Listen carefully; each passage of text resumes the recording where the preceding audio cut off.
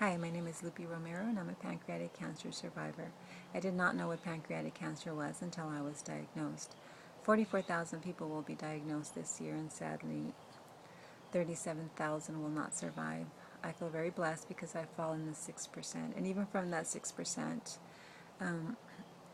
I even feel more blessed that I'm able to I'm back in my life, back to my routine. I like running, so I completed a nice, really good, nice 6 mile jog with incline. I really like incline. Where I live, there are a lot of hills. Last Saturday, for the first time in a long time, I completed 7 miles. And I'm slowly building up because my goal is to complete my 11th Los Angeles Marathon this coming March. And it'll be very meaningful to me. I feel like I'll come full circle from when I first ran my first marathon in 1999. And when I ran in 1999, in March of 99, I never imagined that November 4th I would lose my father.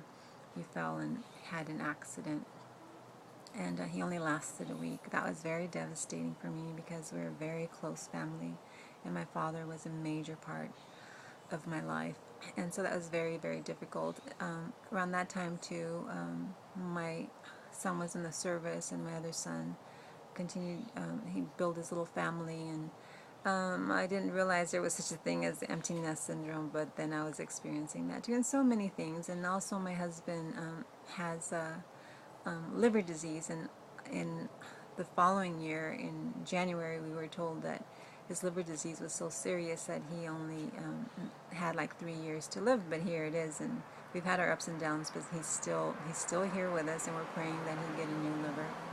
And so anyway, I honestly feel that God gives us what we need even before that we need it, because running, I think, has really played a big role in my making it through last year and surviving. And I think that even if I had not survived, it's still, I mean, it's like my faith is so strong that I know that I just would have been in another place, but I'm glad that God decided to leave me here. And so when I run, I compare it to so many aspects of my life. I've learned a lot from running. When I run, it's my stress release. I pray a lot. I pray for my loved ones, for my friends. So many people cross my mind, and I pray for them. Even when people that I don't know, as I'm running, I'm constantly praying. I feel so connected. I thoroughly enjoy nature. I just running is, I guess, my passion, I would say. And so, also when I run, like this morning, for example, my run started good and easy, and then I came across some inclines, and it was hard. It got a little bit harder, and then I pushed through those inclines because it was my choice whether I remained in those inclines for a longer period of time or a shorter period of time. The sooner I got through those inclines, and then the sooner I got to either flat ground or a downhill.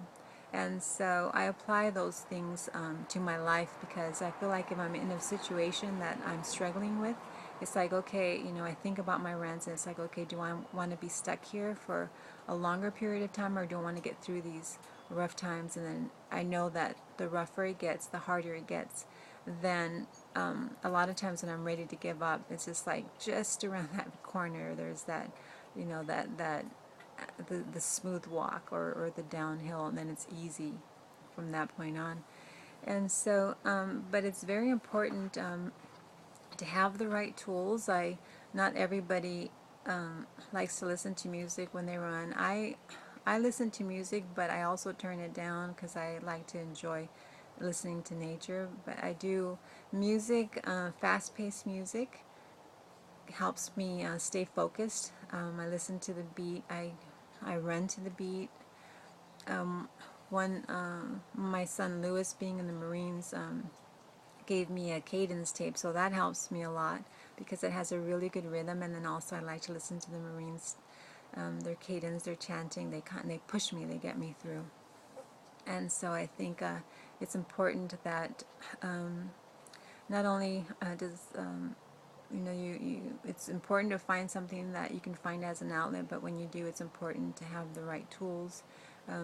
I These clothes that I wear are light, and they I stay cool when it's hot, and then I stay warm when it's cool. I have my running shoes. Since I was planning on running the marathon last year, my mother gave me these these these shoes. They're all they've got their miles on them, but for my 50th birthday, my mom gave me some money, and I bought my running shoes because I was planning on running the marathon last year. But since I wasn't able to in 2012, these shoes I'm going to wear for 2014. And then it's also important I have my music, my iPod, and then I have this little iPod holder thing. I have one specifically for the iPod, but that doesn't work for me, so I just bought this little cheapy thing at work, and this works really well. I also have an app on my phone, and it's Map My Walk, and I love it because before I used to have to, after I'd complete a run, I'd get in my car and then track my miles by the speedometer on the car. But now I can just carry my phone, then I know how many miles and what my pace is. So that's an awesome tool that I have. And then also, since I had my Whipple procedure, and I don't want to gross you out, I'm just showing you how important it is to have the right tools. And by the way, I still have my port. This is a little it's a portacath. It's a when I was having my chemo, they would stick the needle in here, and then here's this little plastic thing. It's a little plastic tube that goes straight to my heart, so that they could not have to use my veins. My veins are in good shape, so that's a good thing. So I still have that. Hopefully in January that'll be removed. But since I had my Whipple procedure, my stomach muscles are not strong yet, so I wear this spandex, and it helps me a lot. I'll show you my scar. This is my beautiful scar. This is where they did the Whipple procedure. They opened me up here twice. I was opened up twice. I love my scar. I just, this little scar it saved my life. But I wear my brace because I try to keep this area protected. When they did the Whipple procedure, they cut me open and they removed 12 inches of my duodenum, my intestine. They removed 1/3 of my pancreas, my gallbladder, and then they reattached everything from one side of the stomach to the other. Just giving you a little lesson of the Whipple. But anyway, I think God gives us the tools that we need even before we need it. And these are just little examples, but if you examine your life, and if you're going through something very difficult, I would just, my strong advice is over anything, God comes first. Prayer, God, and ask Him to give you the strength to make it through whatever it is that you're going through, because He will. He'll give you the strength that you need. I can write a book. My husband and I have been together since I was 14. He was 17, and here I am now 51, and he's 54, and we've been to hell and back. And then going through what we went through last year, I'm talking from experience.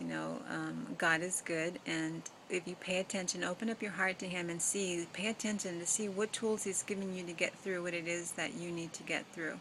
And I'm very grateful that I have the tools that He's given me, my faith and family and friends, and to be able to run and have that be my outlet. I have so many other things that He's given me, but I just was using my running as an example, and I hope that it helps you, and even if it's in a small way, that if you're going through something rough, no matter what it is, just keep the faith and do what it is that you need to do, because I think that's the key.